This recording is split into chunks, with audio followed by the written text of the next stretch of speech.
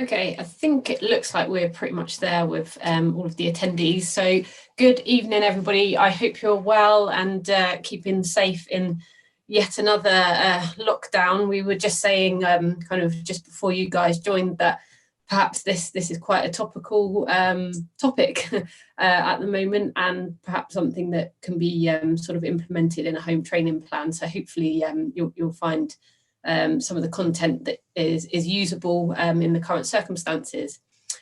So yeah, welcome to the Competitor's Ultimate Guide to Motorsport Fitness with guest speaker Kevin Hoyes, who is the Head of Sports Science at iZone Driver Performance. My name's Katie Baldwin, I'm from Motorsport UK, and I will be here to kind of monitor the Q&A, and I'll help to field any questions at the end for Kevin. Just before we begin, a few housekeeping points to note. If you don't mind, just thank you. Please be aware the webinar is being recorded. It will be available afterwards on the Motorsport UK website. So if you do miss anything, you can revisit the session, and that should be online by the end of this week. As mentioned, there'll be an opportunity for questions, and there's a Q&A function which you should be able to see at the bottom of your screen. If you'd like to ask any questions, please post them on here, and they'll either be kind of answered naturally through the session or when Kevin pauses to take questions at the end. That's all from me for now. So enjoy the session, and I will now hand over to Kevin.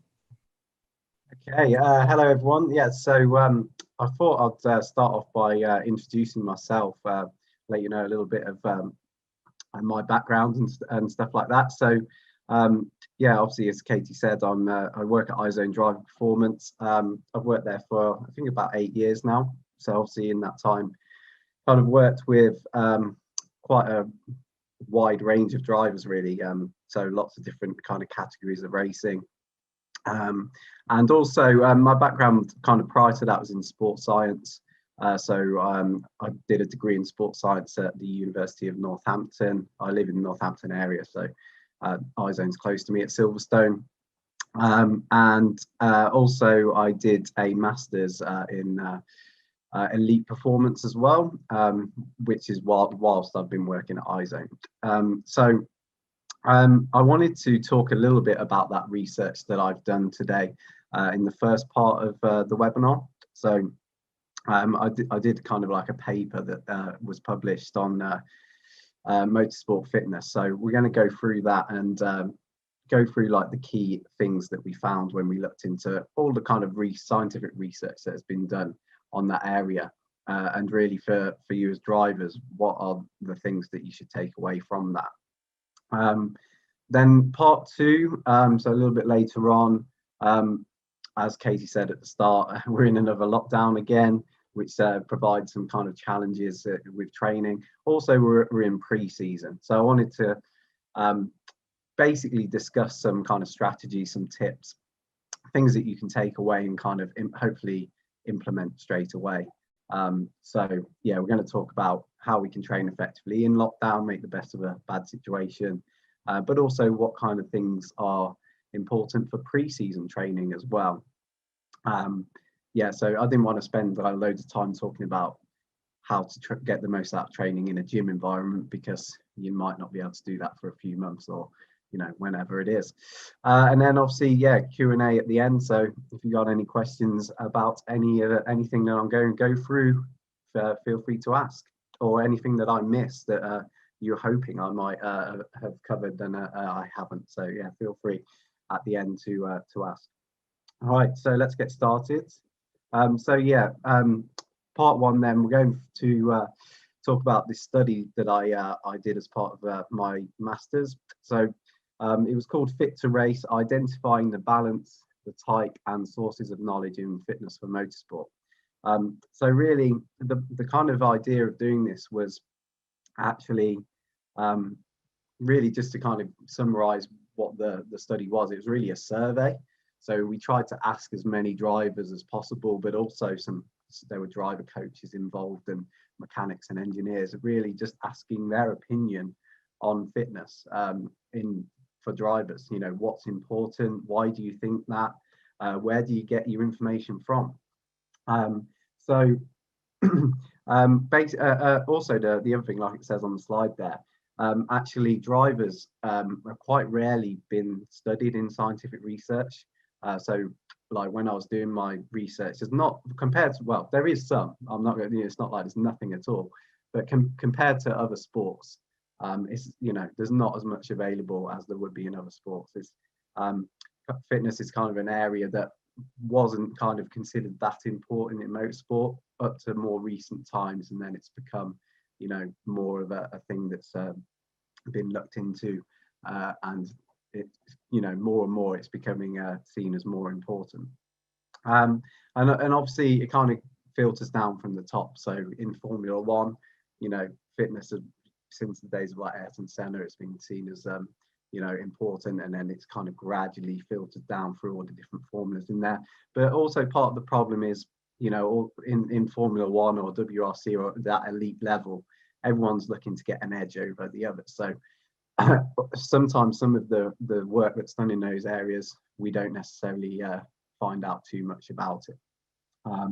And sometimes I think this is probably mentioned a bit later on, but sometimes a lot of some of the information that does come out might be quite promotional.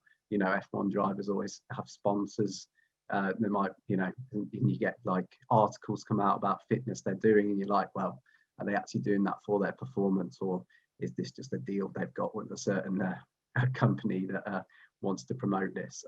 So yeah, there's kind of different things. So we thought we'd just ask drivers the question, what do you think is important for what you race in, and why, and where do you get your information from?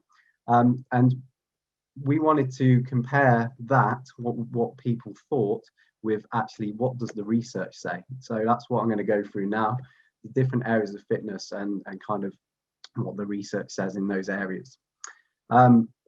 So just before that, actually, there's a few kind of important kind of considerations in fitness for motorsport. So one thing that we were kind of interested in was the balance between the components, because to make fitness training specific for your sport, you've kind of got to balance it in the right way. You can't just train all areas of fitness equally.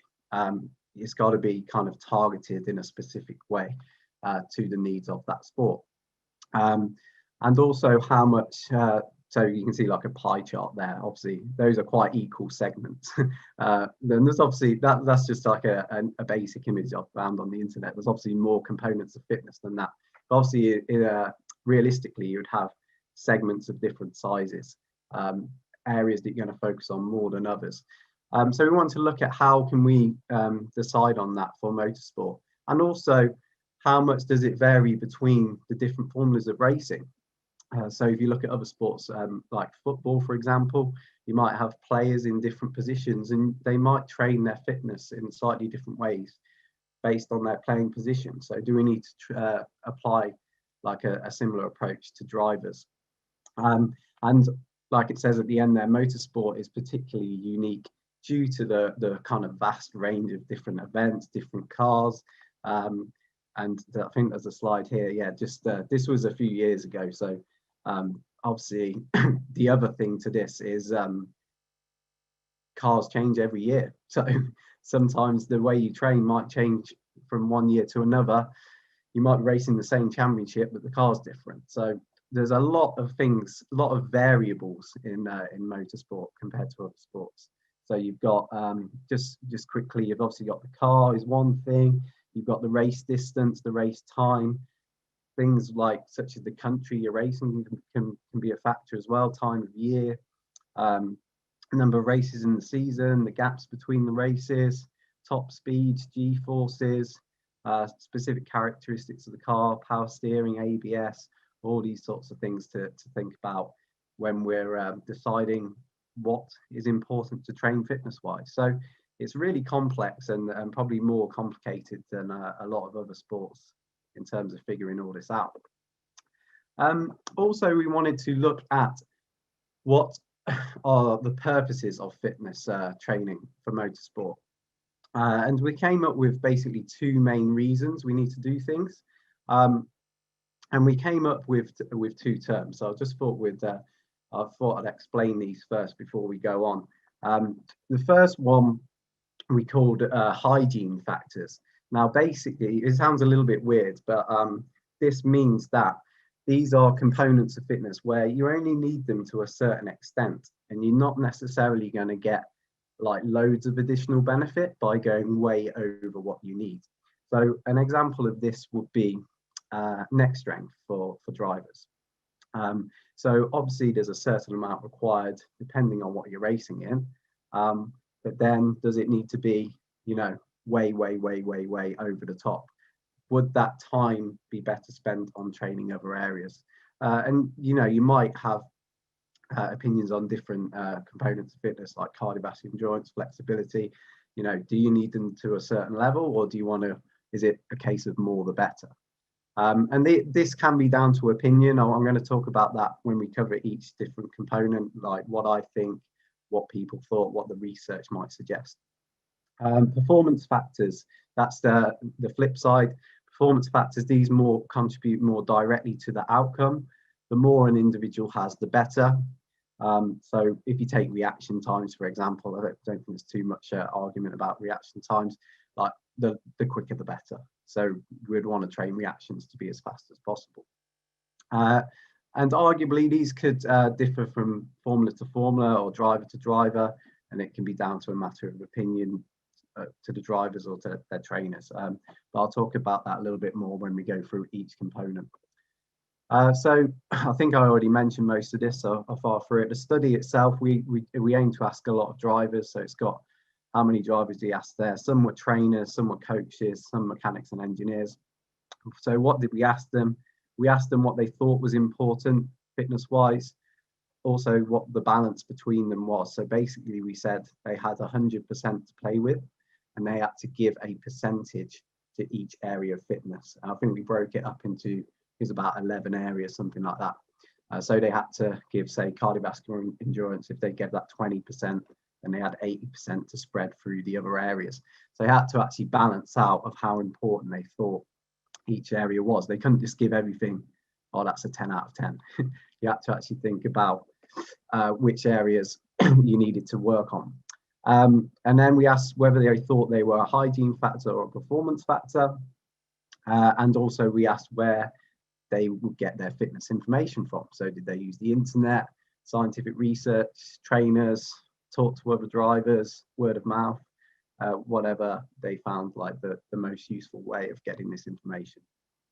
And yeah, then we backed up the findings with actual research. So let's go through them. So cardiovascular endurance then.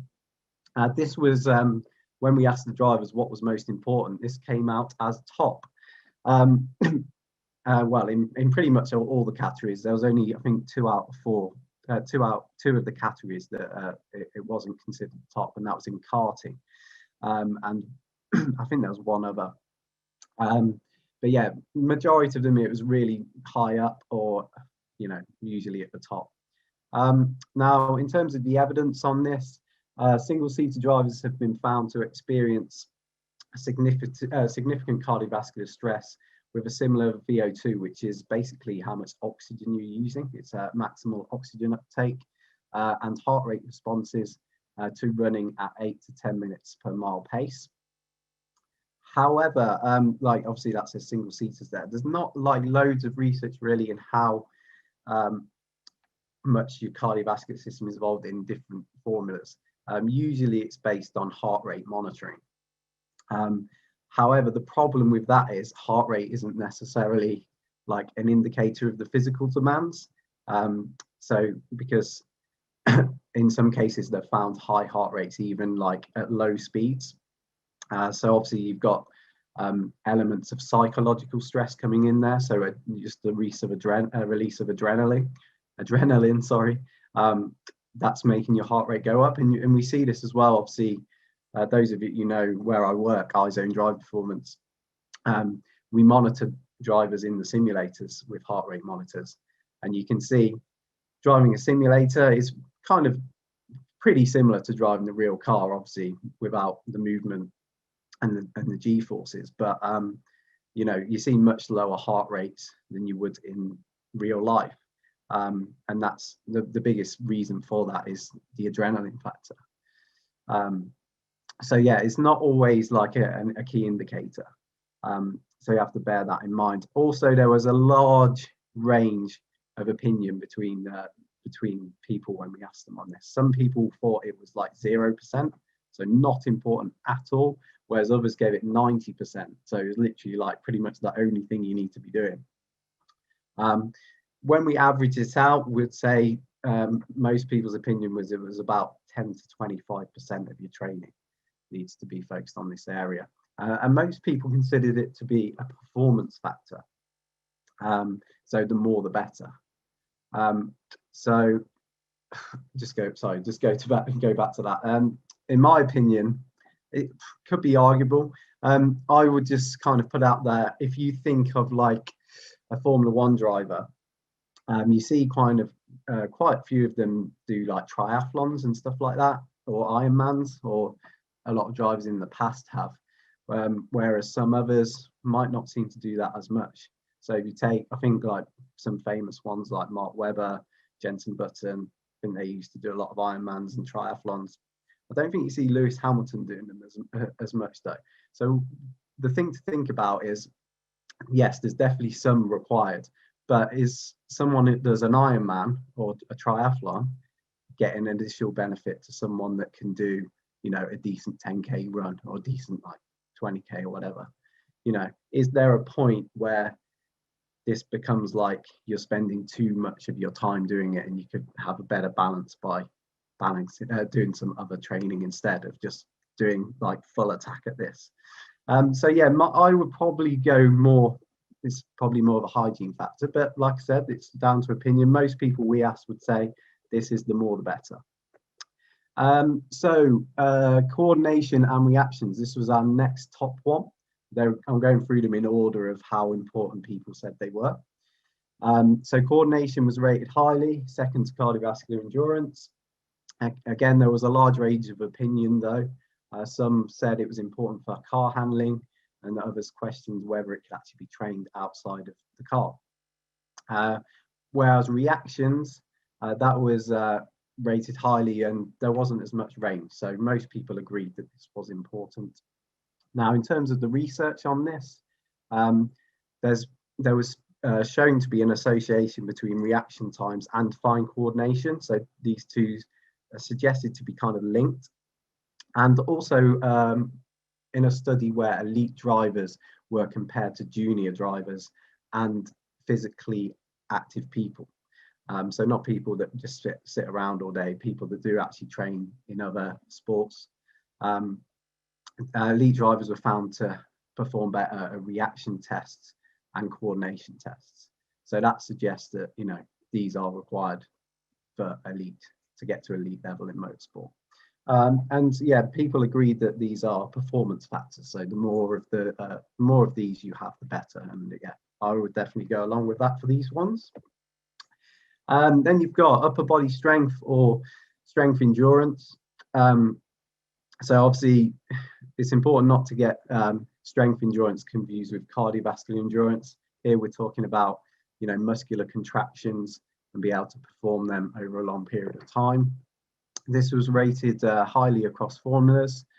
So the things we're talking about here are, you know, you need them for a strong neck, upper body, dealing with high G forces. And also the other factor might be to reduce risk of injury. So if you think of injuries from collisions, so we need neck strength to deal with G forces, but if you're in a crash, you actually might be able to have a better chance of recovering from that crash quickly if you've got a strong neck, and you're not going to you know, be as effective for as long as someone that might be a bit weaker in that area. So yeah, people did kind of agree on this, that there was more of a hygiene factor. You need it to a certain extent, but then might not necessarily any additional benefits going way over the top. And yeah, I'll definitely agree with that. Obviously, we don't need to be like, as a driver, we don't need to be strongest man in the world kind of level, or even bodybuilder type of level. And we've got that consideration, what kind of body type do we want as well? Want to be quite lean. But yeah, when we're talking about this like hygiene factor, how much do we need? I would say we always want to have a little bit above than what is actually required. You want to have a little bit in reserve, so we're not always like on the limit. And also a lot of drivers that I work with as well, we're always kind of looking a little bit ahead of the game. So it might not just be a case of what they're racing in this year, but more to kind of what their long-term goal is. You might want to start training towards the, you know, almost a season ahead of where you want to be, because you don't want to be playing catch up with fitness. You don't want to be in a car and you're struggling and then you're trying to train to catch up to get there. You want to be ready for the next step. So when that test comes along, you know, you're up to speed straight away. Then we've got core stability. So of the remaining components that we've got left, this one ranked slightly higher than the others. Now this is potentially important due to kind of injury prevention and the exposure you get to vibrations in the car. And lower back pain was reported as one of the most common injuries, particularly in rally drivers, when you've obviously got a more exaggerated effect of those kind of vibrations and impacts. And yeah, the research suggested that rally drivers have greater core strength than other physically active controls. They didn't find any difference between kind of single-seater drivers and normally trained people, which is kind of interesting. But yeah, with a lot of drivers that I've worked with, we definitely do regard this as an important area. And in the research, you've got to remember they didn't just compare it to ordinary people. These were well-trained people anyway, so it's still got to be trained to a decent standard, even if they didn't find that difference.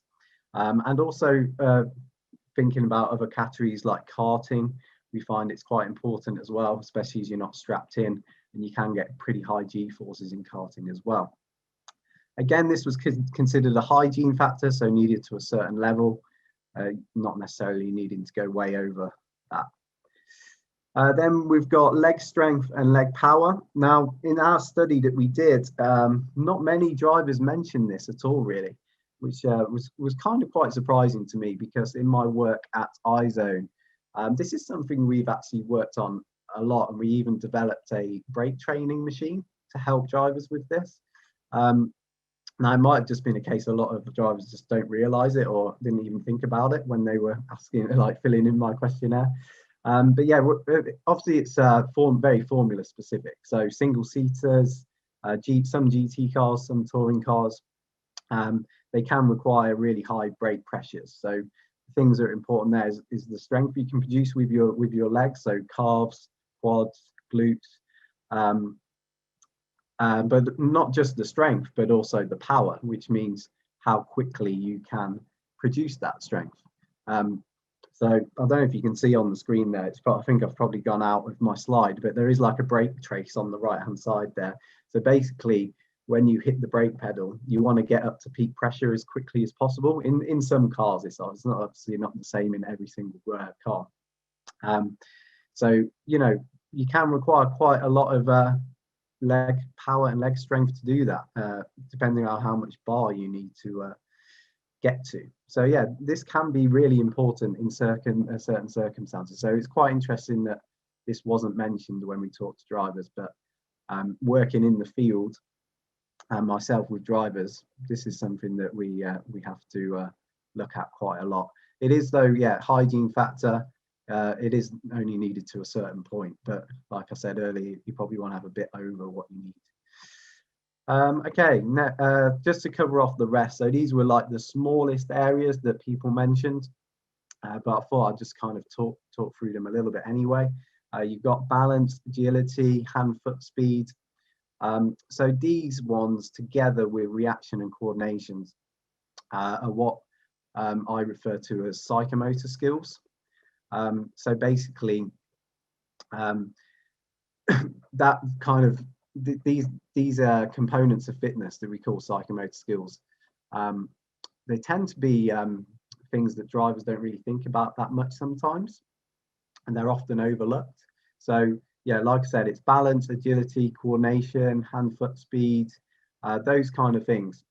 They can be quite tricky to train actually. So I don't know if any of you have ever been to iZone. We tried to kind of give lots of ideas for these of how to train them and how to make them relevant to fitness. But yeah, it's not always all about just strength and endurance. These things can be important as well.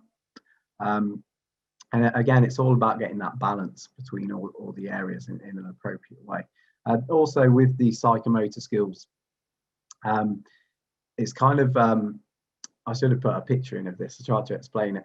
But from a young age, when you're, going through school and you might be competing in different sports, the general kind of recommendations nowadays is to try and get kind of like a broad base of motor skills.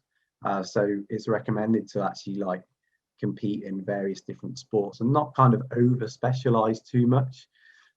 So if you think of someone young that's karting from like a really young age and doesn't do anything else, doesn't do PE, doesn't do any other sports even for fun, you're going to end up with like an athlete that's quite narrow in terms of their skills, and they won't have very good kind of body awareness, very good coordination, and things like that you pick up from playing things like ball sports.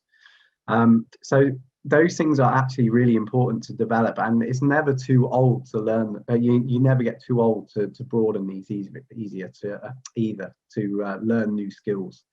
And if there's examples of this in sport as well. So if you look at like Olympic athletes, you get some that have kind of competed to a really high level in one sport, and then they might actually switch to a different sport and then still be able to compete at a high level. It's because some of these psychomotor skills are transferable, and then it's just building the specifics off of that.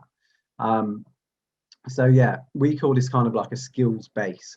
And basically, if you think about like a tower, do you want it tall and narrow and it can topple over easier, or do you want nice and wide, more like a pyramid shape and it's really solid? So that's what we try and get with these kinds of skills when we're working with drivers. Flexibility. So, so let me just go back. This one, I think it's more something that's in the background, really. It's not something you think about, obviously, when you're in the car that's needed. But obviously, you do want to be comfortable.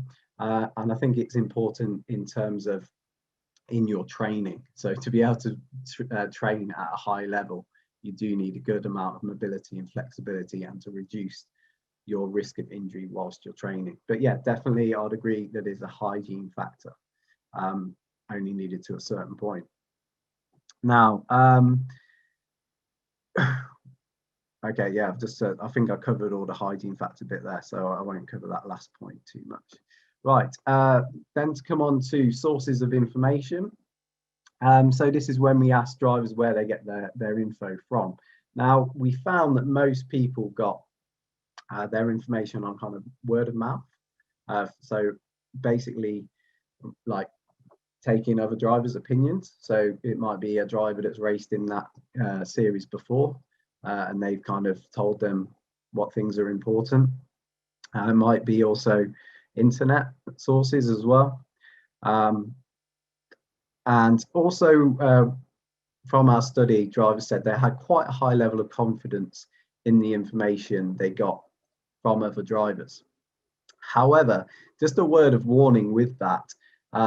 Obviously, you saw earlier when we talked about cardiovascular endurance, there can be a really big range of opinions. So one driver said it was 0% important, and one driver said it was 90%. And we even saw that when drivers were even racing in similar sorts of racing as well. So just kind of, I wanted to just give a little bit that you can take away from this. When you are trying to put all the information together and thinking about your training program and what things are important, I think it's a really good idea to kind of get as many sources of information as possible. So yes, certainly it's a good idea to speak to other drivers that have driven it before, but maybe not just one, maybe get a few opinions, but obviously speak to fitness experts as well. Obviously, ideally those with experience in motorsport, coaches as well, they might have some input. So yeah, don't just kind of go off, oh, one driver said this, so yeah, I'm going to do that. You know, get as much information from many different areas as you can. Right, so that's part one. Hopefully that all kind of made sense. But now we're going to come into part two, which is kind of dealing with the current situation. So hopefully I'm going to be able to give you some kind of key information that you can take out from this. So the two areas, so obviously we're in lockdown, which presents its own challenges. So we've got to think about how we can train from home effectively. Or obviously we can go outside to exercise as well, but obviously we haven't got the access to the gyms that we would normally have. But the other thing that I thought I would discuss as well is pre-season, because that's the point of the season we're in at the moment. And obviously there are certain things that we should be looking at in terms of our training in a pre-season time, rather it might be a little bit different to during the season. So I thought I'd just go through that and explain how that might differ different times of the season as well. Okay, so the first thing I wanted to go through is goal setting. So this applies really to both of those that I just mentioned. This is important for lockdown, but it's also important for pre-season. It's important for fitness in general.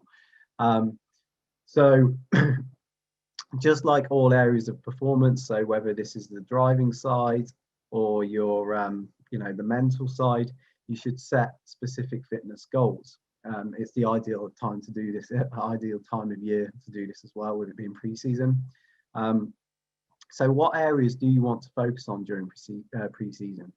Which aspects will be most important to what you're racing in this year? So sometimes, and the first thing when a driver comes see me, this would be part of my kind of questions to them. What are you looking to improve? Sometimes I'll go, oh, everything. I want to get better at all areas of fitness. Well, unfortunately, it's not always possible to do that. So really, it's important to be specific. So what areas are going to be of the most benefit, and which are going to make the most difference to performance. So it's not just about which ones are going to make you look better, which ones are actually going to make you potentially a quicker driver. Also, make sure you know the goal of each individual training session. So obviously we're going to set a kind of long-term goal, which might be kind of where we want to be towards the end of the season fitness-wise, or it might be from now until the start of the season. But also your training sessions should also have like individual goals to them. So you want to know what the purpose of that session is. That will mean you're more committed to that session and you're going to get more out of it. And not every single session can be, I'm just going to try and go faster, or I'm going to try and lift more. It can't work where you're doing more and more and more every time. You've got to have slightly different purposes to each sessions during your training week. Otherwise, you're just going to end up kind of overloaded, really. Too much. You can't go faster and faster and faster every single time. It might be building distance one time might be working on strength, another one might be mobility. So it's important to have those sessions throughout the week which have slightly different goals. And like any other goals, you might have seen this before, it kind of applies to goals in any area, whether it's business. They have got to be measurable. So, it's pointless having a goal unless you can actually, measure it in distance or speed or reps or weight or whatever. Don't be too kind of general, so you can't actually decide when you've reached that goal or not. And obviously make sure that it is attainable and realistic. He wants to stretch you a little bit, but don't make it so difficult that you've got no chance of reaching it.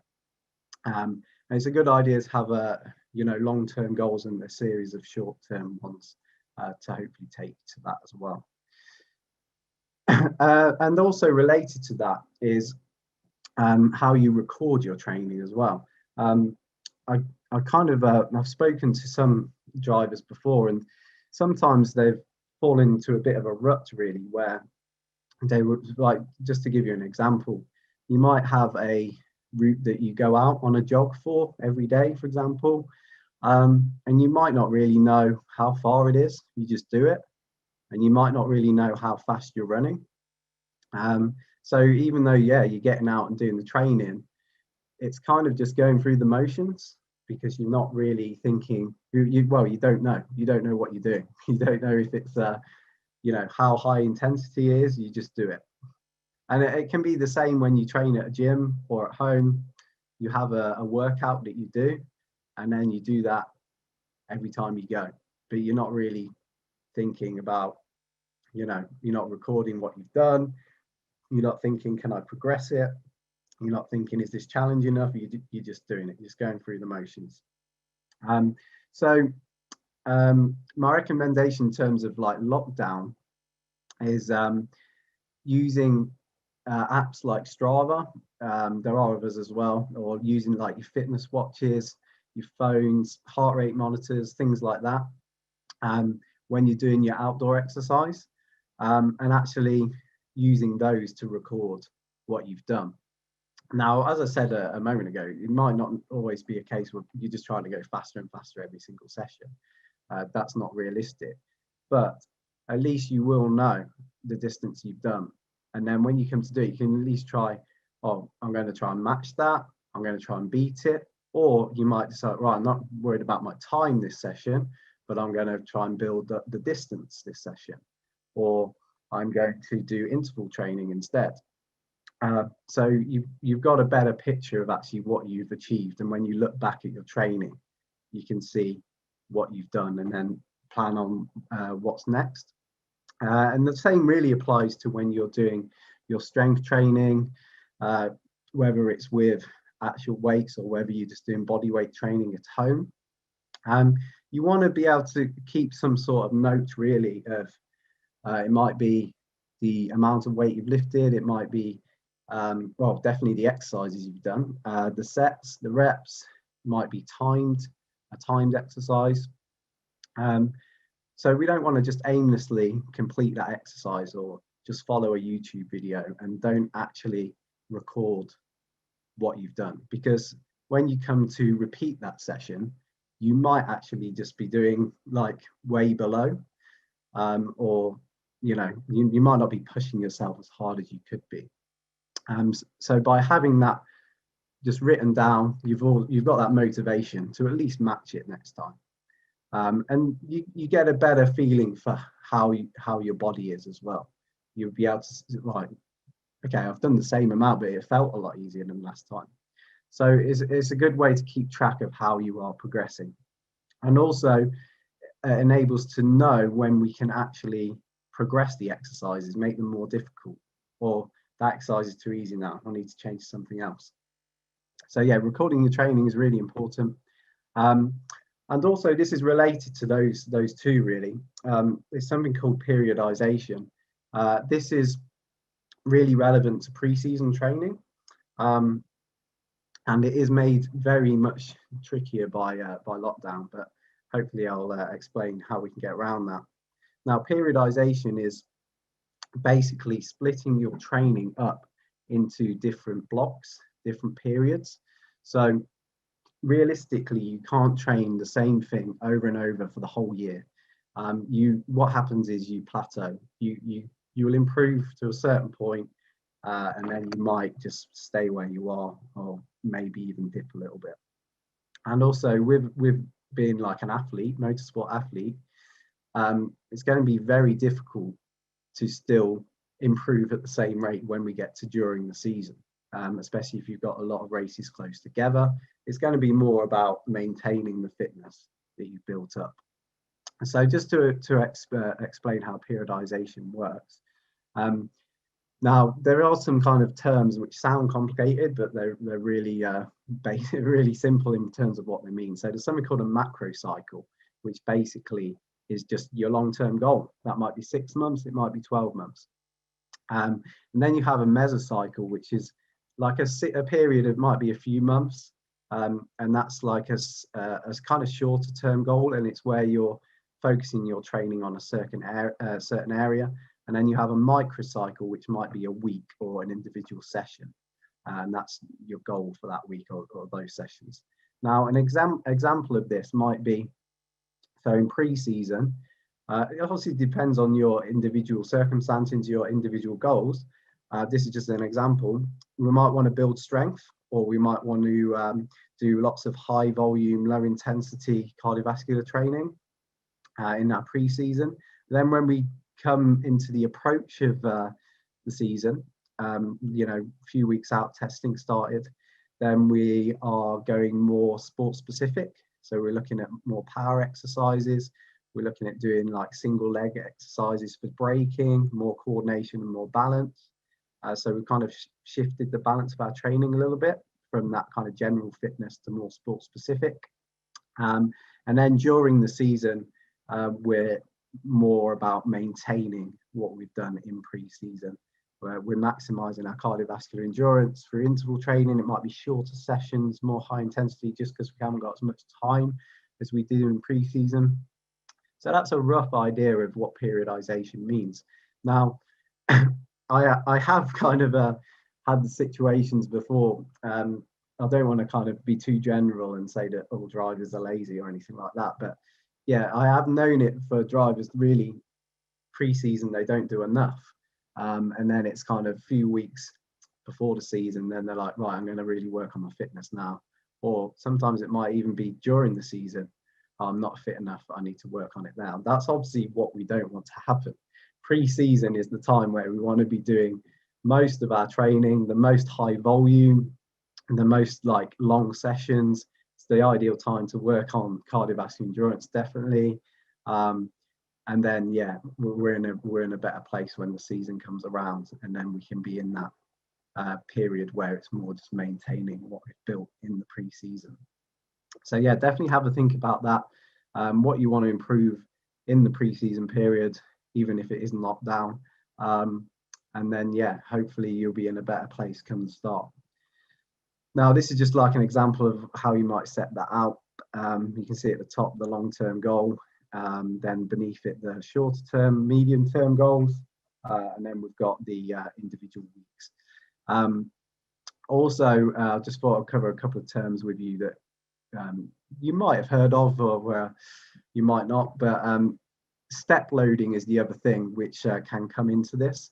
Now, step loading is where you progress, well, step loading and progressive overload are very similar, but step loading basically means week 1 might be like there, then week 2 is there, week 3 is there.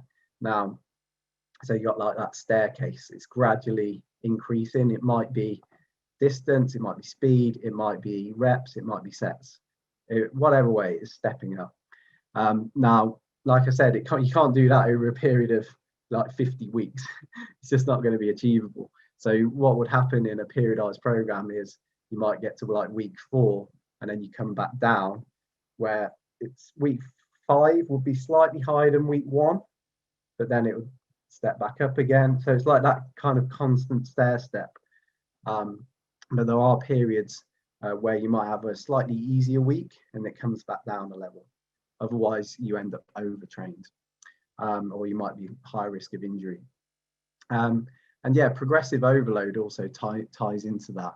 The term overload really, in terms of actually getting anywhere with your fitness, you do need to reach overload with any exercise you're doing. So the principle of that, it means that you are kind of getting to a point where your body isn't used to it.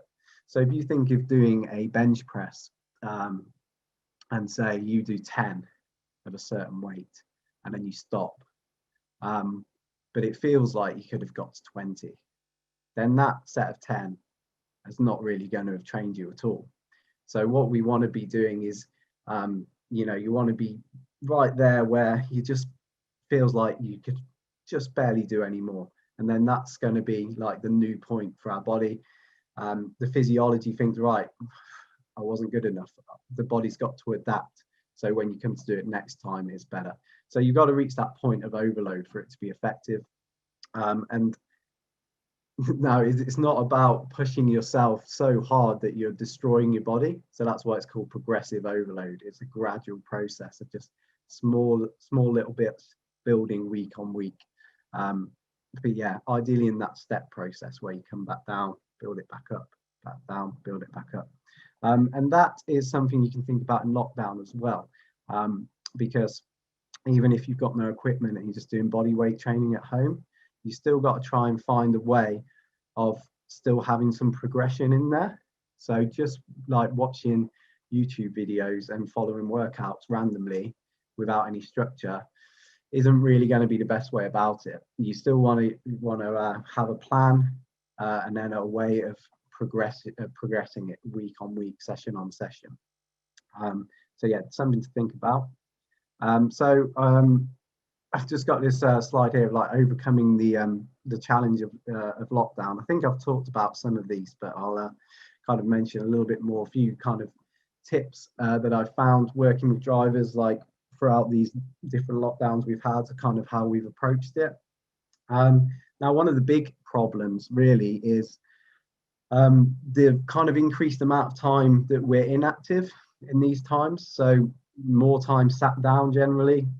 I sat on the sofa watching box sets or whatever it is. Now, you know, sometimes I might get a client come to me like, you know, whatever their goal is, it might be like, I'm not really seeing much progress. I'm doing like, you know, 5 hours of training a week. My diet's good. It's like, if you think about the amount of time you're training compared to the amount of time that you're sat down, you're asleep. So you might be asleep for 8 hours. You might then, you know, be eating for an hour. That's 9 hours already. Then a couple of hours watching telly.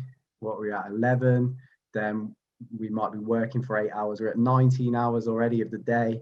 You know, it can be quite, if that kind of scale is like tilted too far, it doesn't matter what training you're doing. If you're just really inactive the rest of the time, then it's going to be like really limiting to your progress.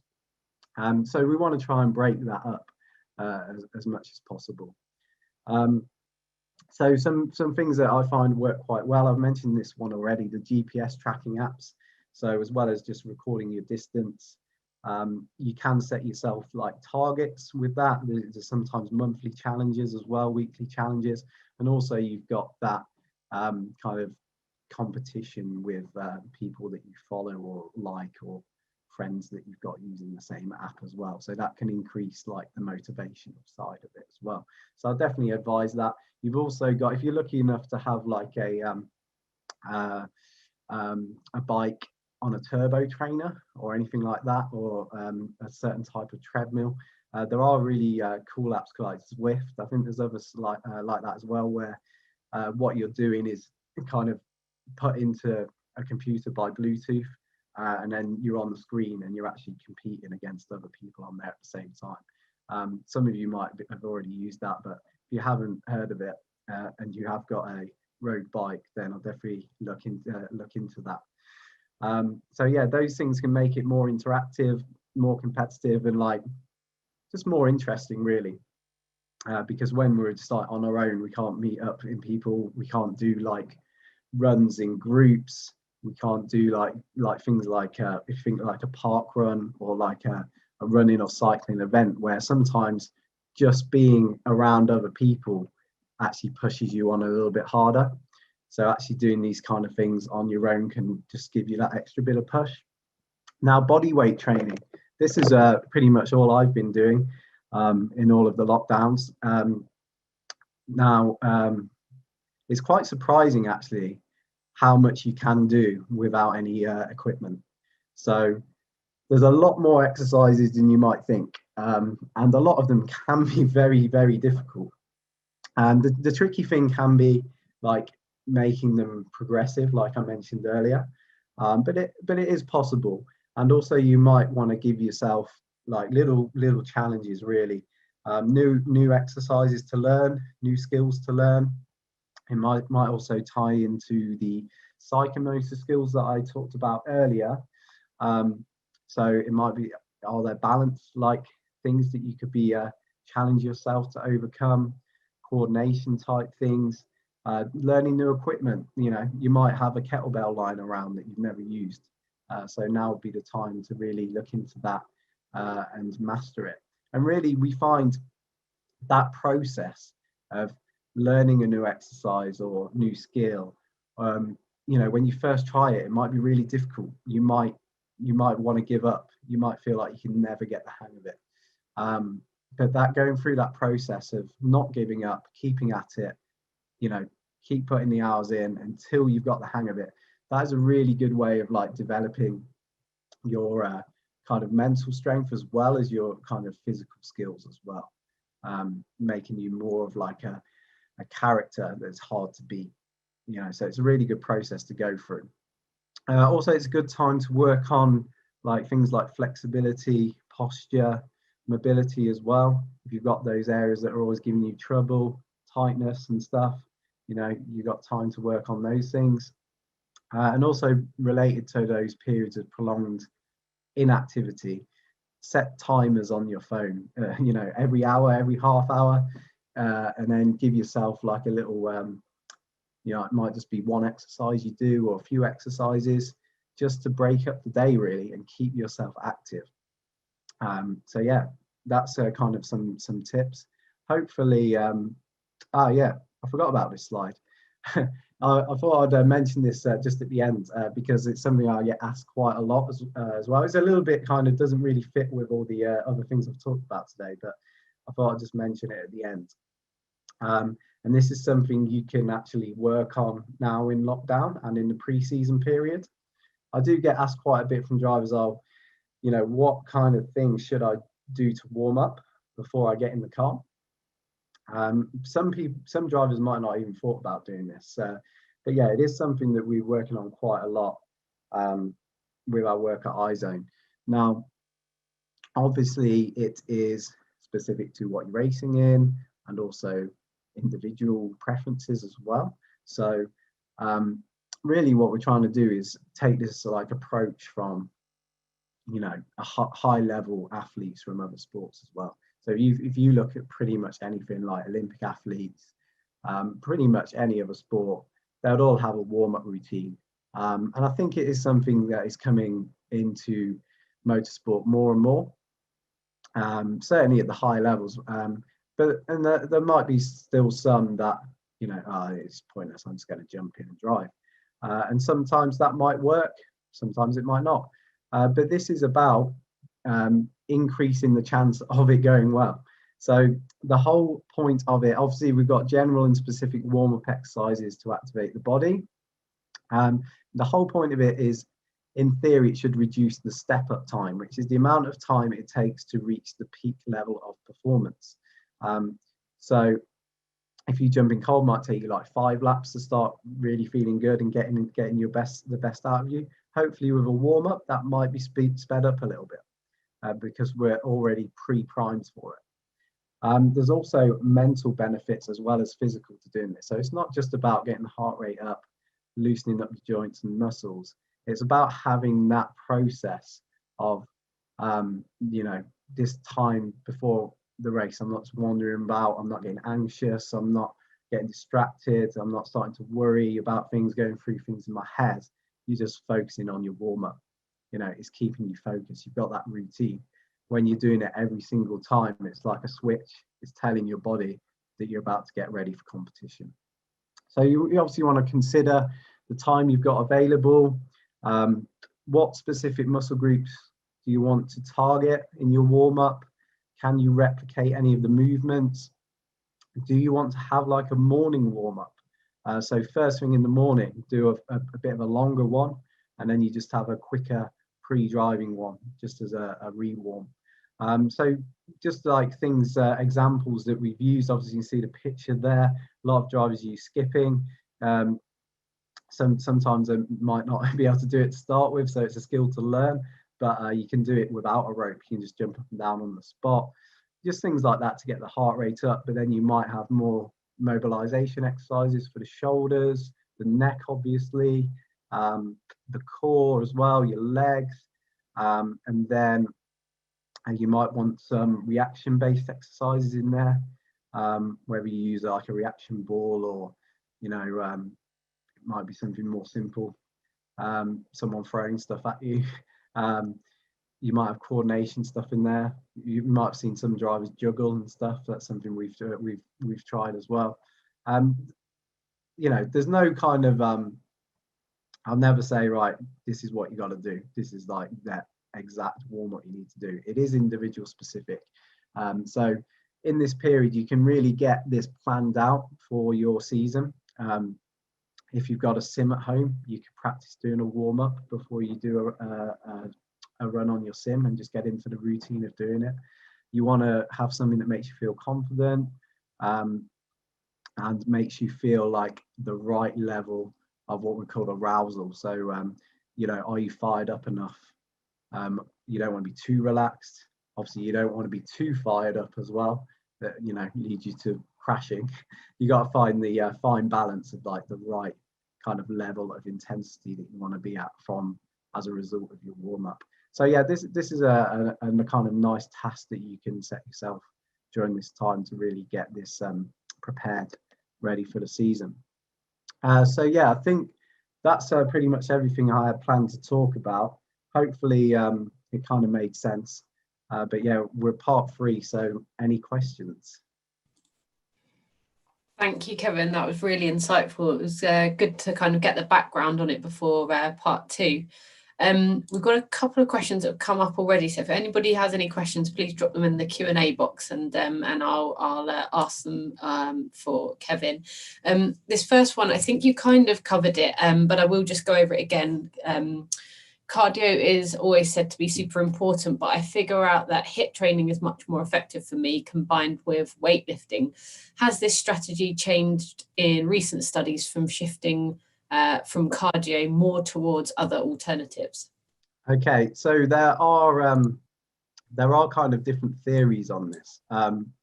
So like there is a kind of viewpoint that you need what's like referred to as a cardiovascular base. So that would be achieved by having like longer, slower training. It's called long slow distance training, LSDT.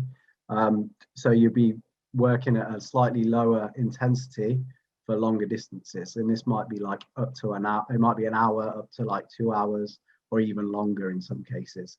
And this would be like your, you know, outdoor running, cycling, and that kind of stuff. And that increases your base level of cardiovascular fitness. And then there's an argument to say, once you've increased that, then you could like build in the high intensity interval training off of that. Whereas if you just go straight into the high intensity interval training, it might not be as effective. Now, in my personal opinion, I would always try and get a little bit of a mixture of different sessions throughout a week. I probably wouldn't say that doing HIIT training every single session is the most effective. I would probably try and get one that's a long, at least one session a week that's longer, slower, and working on the distance, because that's going to have additional benefits over than just doing HIIT all the time. Hopefully that's answered that. Thank you. Chloe has asked if there's any training equipment that you'd recommend for training at home. Okay, yeah. So I would say probably just simple things, really. You don't need to go and break the bank. So resistance bands can be really good and quite effective. If you make sure you don't get ones that are like really ridiculously light, though, you might want to get a few different strengths. So yeah, they're quite easy to give you variable resistance. So if you bought like a pair of dumbbells, they'll probably get too light too quick, whereas resistance bands gives you quite a good range to work with and quite a lot of different exercises you can do. So they're quite you know, versatile. Also, if you think Swiss ball, yoga ball, gym ball, the big bouncy balls, they're really good in terms of working on your balance and core. And it's quite a lot of a range of exercises you can do with those as well. Medicine balls, maybe kettlebells as well. So yeah, just a few things like that, really. I don't think it's necessarily, you don't need to like break the bank and get a full set of dumbbells and barbells and a treadmill and a full gym going on. But yeah, just a few little bits like that can certainly be effective. Brilliant, thank you. Maddie has asked, well, firstly, she said thank you for the great session, and she asked, do you have any workout plans or people that you would recommend on YouTube?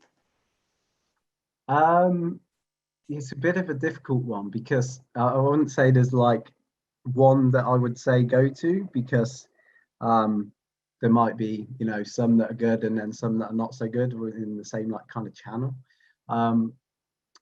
That like yeah, it's quite a difficult one. I can't really think of one off the top of my head that I'd say, yeah, definitely go and do that. Like I did, there are a few apps out there as well that are quite good for giving you a workout and you'd be able to like log what you've done. I've used one called Freeletics myself, which is all body weight based training. I think there's others that are quite similar. But again, even within them, there might be some exercises that I don't think are as great. So it's kind of like, yeah, it's kind of like you have to just do a little bit of research and figure out what's appropriate.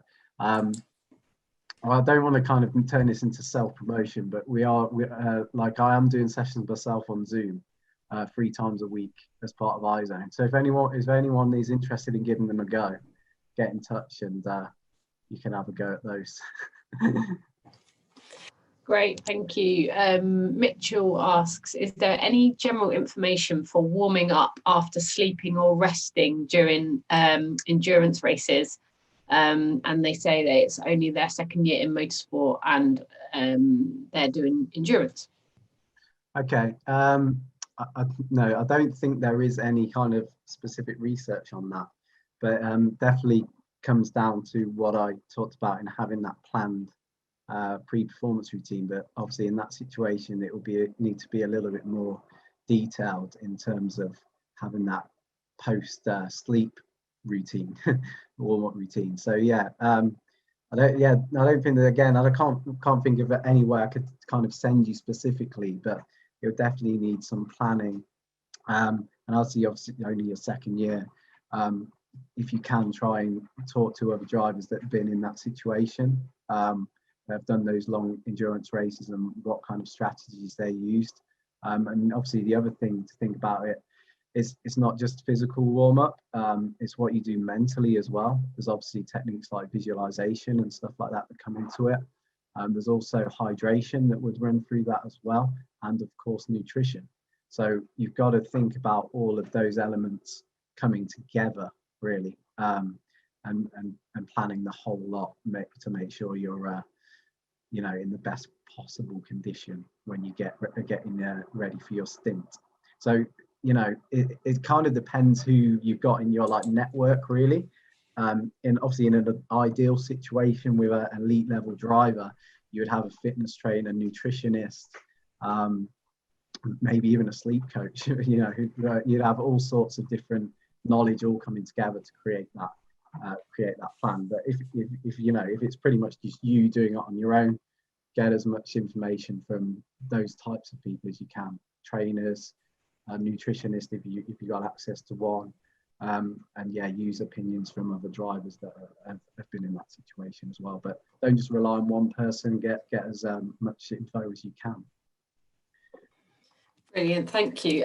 As you've just kind of touched on hydration, someone's actually asked, do you have any suggestions on hydration strategies on both hot race weekends and more mild ones? Okay.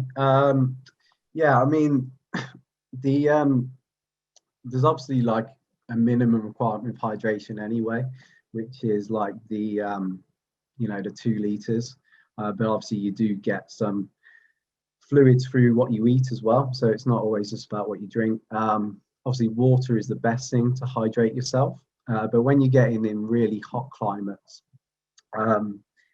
you want to be looking at getting the electrolytes as well, because when you're sweating a lot, that's what you're losing, and actually just drinking water makes the situation worse because you're just diluting the electrolytes in your body.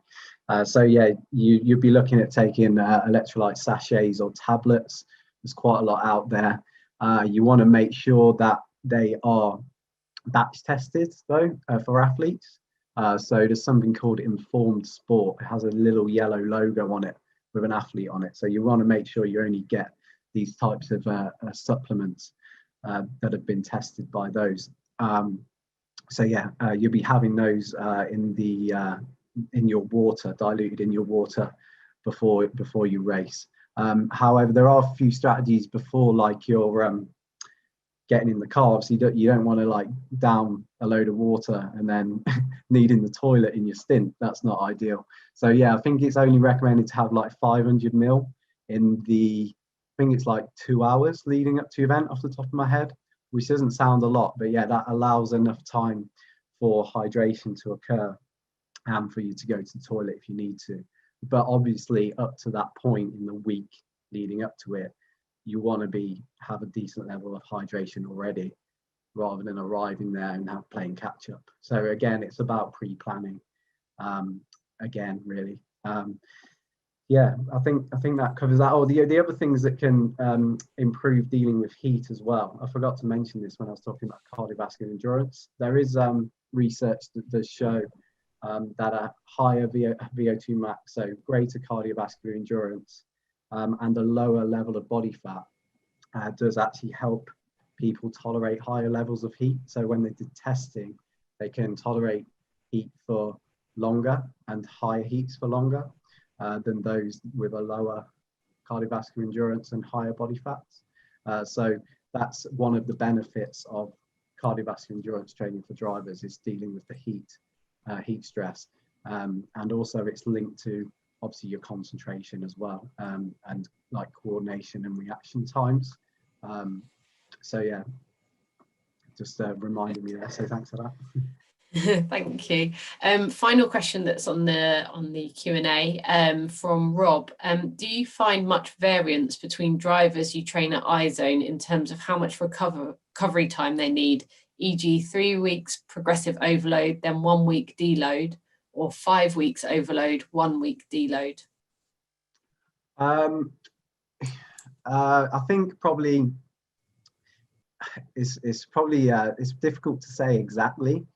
I think one of the biggest issues we have, I think it's the nature of motorsport as well, is sometimes you have this plan where you might have 3 week step load, and then like I said, week 4 or 5 deload, and then actually it will all change because a test comes up, and sometimes the test is in a different country, and then you've got a few days traveling there, a few days traveling back, and then it's pretty much a week out of your training there. So it's very difficult in motorsport to have that plan where it's perfect and you do a certain amount of weeks and then a deload, certain amount of deload. What I try and do is get like the deload weeks to fall in line with any event. So if it's testing or a race when we're in the season, I try and kind of match it up so that the kind of hardest training session would have been done kind of at least a week or 2 weeks before that event. So then it kind of fits in quite nicely to the schedule. So it's all about really looking at the schedule and seeing what works. And yeah, it will vary individual to individual, definitely. And also it will vary what they're working on, like specifically. So whether you're more like strength focused or more cardio focused. So yeah, there'll be a few things that affect that. Perfect. Thank you, Kevin. Thanks so much for hosting that session. It was really insightful, and I hope everybody found it useful. If anybody does think of any questions that they haven't managed to ask today, please feel free to send them in. We'll endeavour to collate and follow up with an answer afterwards. Thanks again, Kevin. Thank you all very much for attending. We hope you found it useful. And as Kevin mentioned, if you enjoyed the session and you'd like to know more from Kevin and the team at iZone, please do get in touch either directly with iZone Driver Performance or through the webinar's contact email address that you've been provided with through Motorsport UK, and we'll happily put you in touch. As Kevin said, they do offer a number of various different programs of support that might be of interest. Thanks again all. Enjoy the rest of your evening and take care.